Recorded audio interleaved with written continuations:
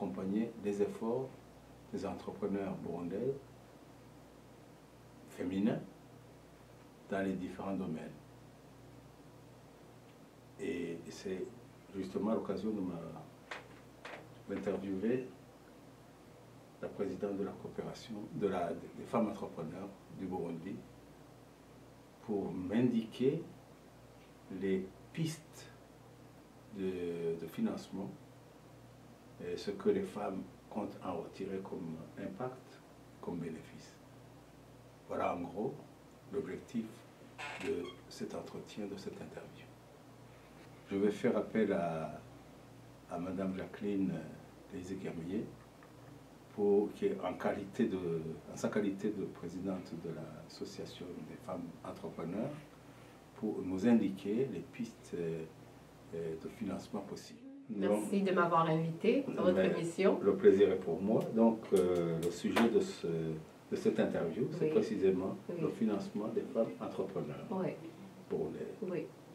Et comme en qualité de responsable de l'association des femmes entrepreneurs, j'aimerais avoir votre avis sur la manière dont vous entrevoyez la possibilité de financer vos entrepreneurs.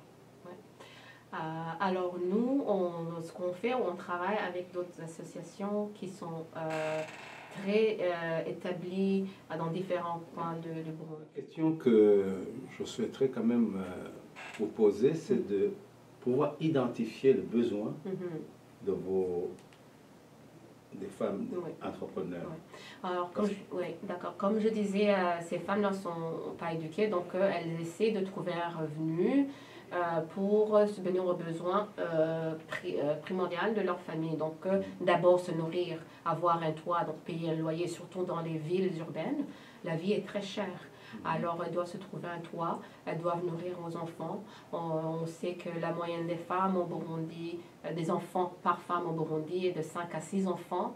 Donc, imaginez-vous un ménage où il y a 5 à 6 enfants qui n'ont rien à se nourrir. Alors, les femmes commencent à se mobiliser. Elles se disent, ben, nous aussi, on peut contribuer au revenu familial. Donc, c'est important pour que ces femmes amènent un revenu et qu'elles puissent maintenant subvenir aux besoins comme soutien à leur mari. Souvent, les femmes, la majorité des femmes les filles ne sont pas souvent scolarisées.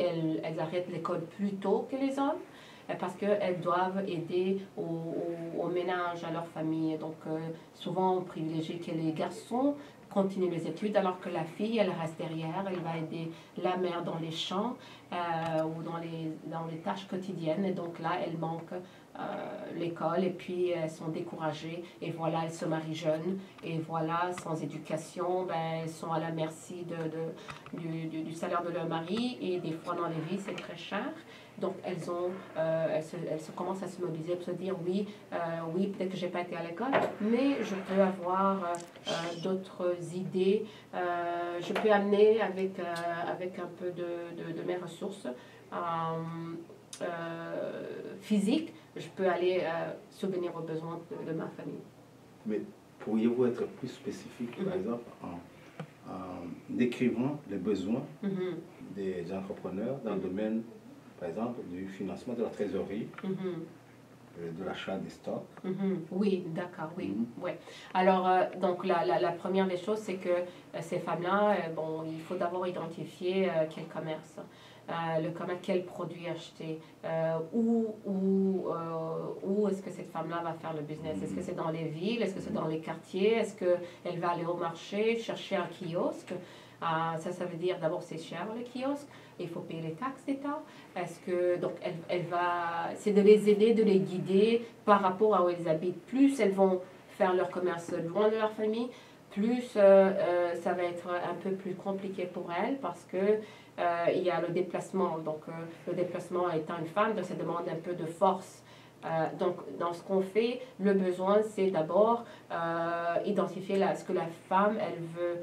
Si elle sait, par exemple, coudre, peut-être c'est ça qu'elle veut faire, et pas loin de sa famille. Donc, c'est les guider dans ça. Donc, le besoin, on a un grand besoin pour les fonds, leur donner un capital pour qu'à la base de ce capital, après avoir reçu cette formation, elles commencent à aller commencer leur petite entreprise. Merci. Je voudrais quand même vous poser une autre question. Est-ce que vous envisagez de faire une formation préalable à l'octroi du crédit pour les entrepreneurs féminins? Oui, alors c'est pour ça, nous, on le fait, mais aussi c'est pour ça on travaille avec des associations bien établies sur le terrain qui offrent ces formations, qui ont le personnel. Parce que pourquoi on travaille avec ces associations? Parce que ces associations sont des gens implantés dans leur communauté, donc elles ont déjà un contact direct avec ces femmes. Elles peuvent rejoindre plus de femmes que nous pouvons. Alors on va dans différentes provinces, on cherche ces associations qui sont bien établies, qui ont un record, qui sont bien organisées, et on a aussi des critères d'admissibilité de ces femmes. L'important, c'est que d'abord, ça favorise l'autonomie des femmes. Et aussi, ça permet aussi d'éradiquer, pas d'éradiquer, mais de diminuer la pauvreté. Parce que ces femmes, elles vont apporter un revenu supplémentaire. Revenu supplémentaire, ça veut dire que ces enfants vont bien être bien encadrés, ils vont manger, ils vont avoir le matériel scolaire, ils vont aller à l'école. Elle ne sera pas obligée de garder les filles, les empêcher d'aller à l'école parce qu'elle a des tâches. Elle peut trouver, se payer des gens ou des travailleurs qui peuvent travailler dans les champs pendant que ses enfants vont à l'école. Et donc, ce que ça crée, c'est que quand on pense à la jeunesse qui n'a pas à manger, ben, ces jeunes sont vulnérables à plusieurs choses. Les filles sont vulnérables à la prostitution, les hommes, les jeunes, les enfants sont vulnérables à aller dans les gangs de rue. Et on est déjà dans un pays qui vit beaucoup de secousses politiques. Et voilà. Nous avons couvert, je ne dirais pas la totalité du problème, mais je suis pleinement satisfait de vos réponses. Et je pense que nous avons étudié vos demandes de manière très très positive. Merci encore une fois. Je vous remercie beaucoup.